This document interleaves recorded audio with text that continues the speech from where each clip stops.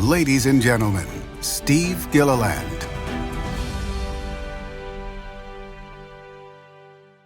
Hi everybody, Steve Gilliland. On behalf of the National Association of Elementary School Principals, it is an honor for me to be here today to present to you a message focused on how we endure and emerge from this unexpected and difficult time. Now, my background in speaking to educational groups is as follows.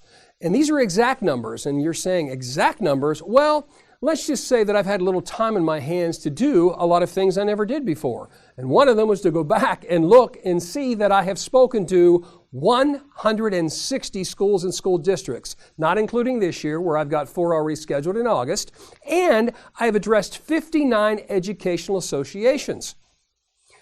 Primarily, I have spoken the topic of making a difference, a matter of purpose, passion, and pride.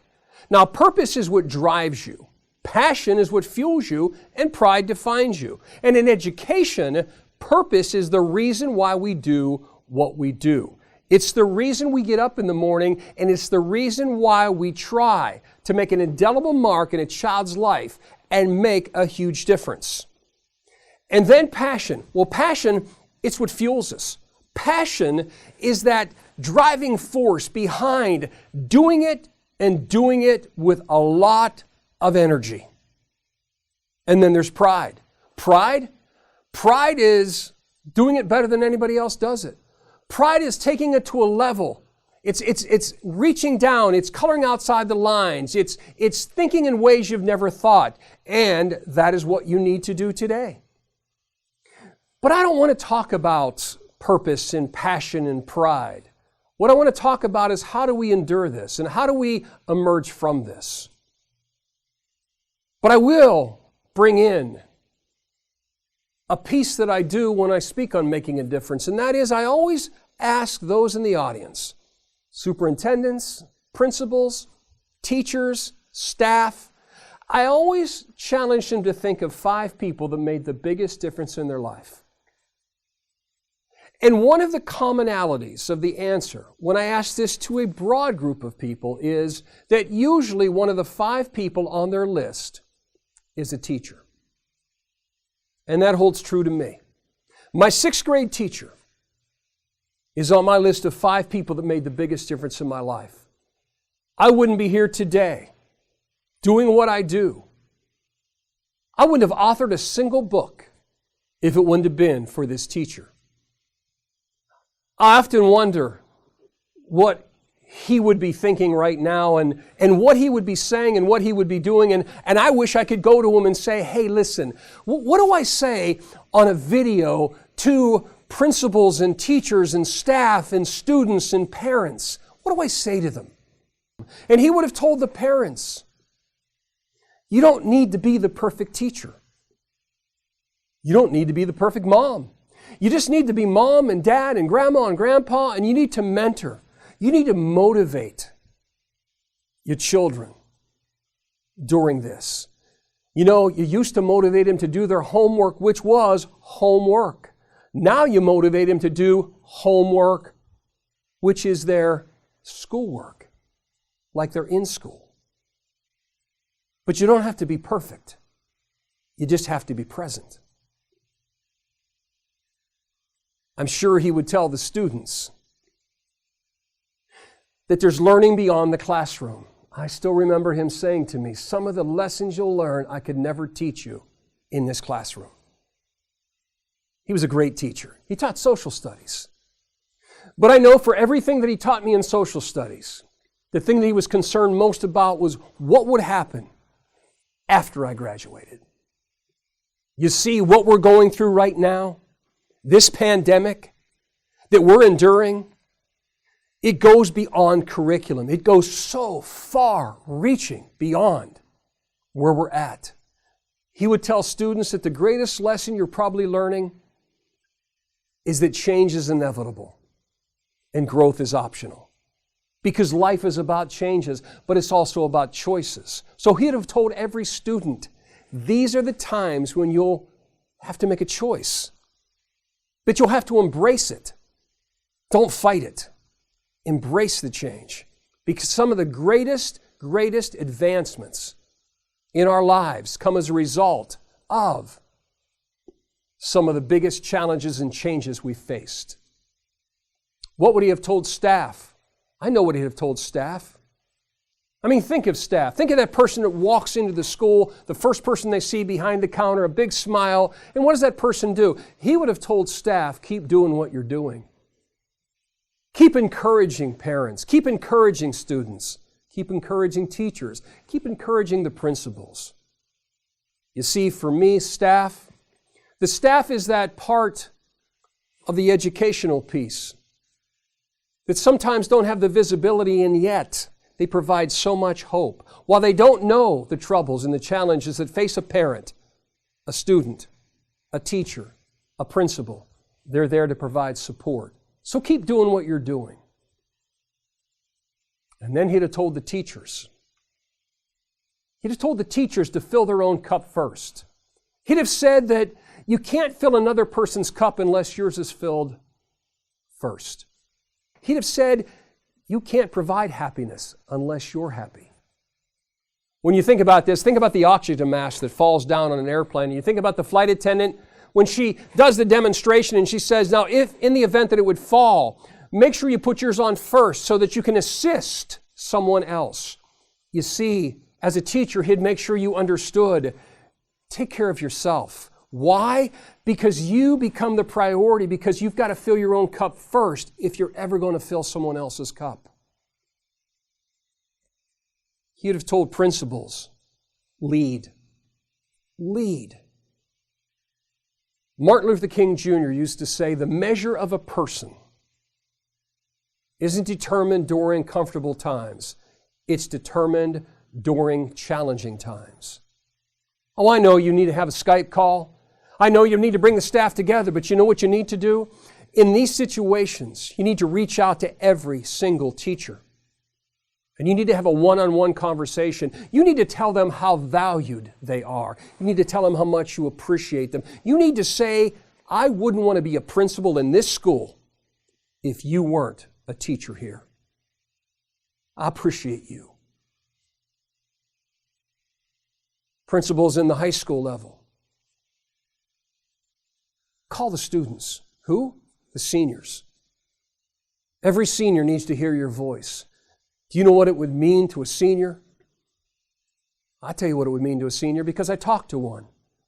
A gentleman that lives in our neighborhood, and I said, what is it like to be a senior? And he started talking about the prom, and he started to talk about graduation ceremony, and he said, it just, I never imagined this. He then said something. He said, but you know what made it all better? Stunned, I said, well, yeah, man, I'm all ears on this one. He said, what made it better was when my principal called me. He said, I haven't said 2 words probably to him. He said, we see him in assembly, we see him in the hall. He has this stature of, he's the boss. But when he called and said that he was proud of me, when he called and said how grateful he was that I was a senior at that high school, and that if he could do anything, if he could bring stars down from heaven, if he could wave a magic wand, he said, I would have a graduation ceremony and I'd have 10 proms for you. But I don't know what we're going to do. All I know is that I care about you, and I'm glad you're a senior at this high school. He said, the student to me, you know what made it all better? I don't know if that made it all better, but I know this. It was right out of the textbook of my 6th grade teacher. You see, whether you're the parent, the student, the staff member, the teacher, or the principal, in order to endure this, you have to find the silver linings. You have to realize how far beyond the curriculum this goes. You have to get creative. You have to do things that you normally didn't do. You have to make phone calls you never made. You have to send that email.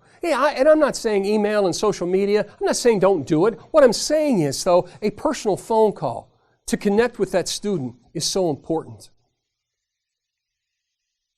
I'm very fortunate to have within my proximity all of those categories. And what do I mean by that is, I talked to a parent. And I said, what are your fears? What gives you hope? And they smiled and they said, what's great is, I've got a little girl that didn't want to go to school. I got a little girl that I had to just beg and just push out the door. And now she said, I miss school. Wow. I asked a teacher, you know what she said? It's not knowing. It's not knowing.